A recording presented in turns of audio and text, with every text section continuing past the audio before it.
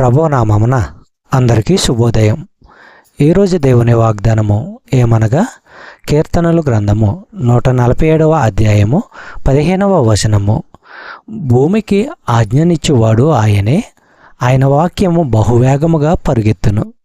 సహోదరి సహోదరులారా, సృష్టిలో ఏ భాగాన్నైనా దేవుడు శాసించగలడు, శాసిస్తాడు.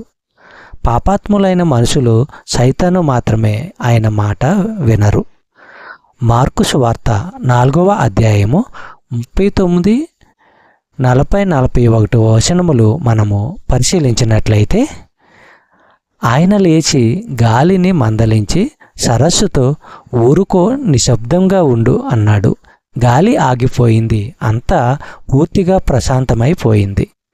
అప్పుడు ఆయన వారితో, మీకు ఇంత భయమెందుకని, మీకు నమ్మకము లేకపోవడం ఎందుకు అన్నాడు. వారు అధికంగా భయపడుతూ ఒకరితో ఒకరు, ఈయన ఎవరో, గాలి సరస్సు సహా ఈయనకు లోబడుతున్నాయి అని చెప్పుకొన్నారు. చెప్పబడిన వాగ్దానము దేవుడు దీవించి ఆశీర్వదించునుగాక. ఆమేన్.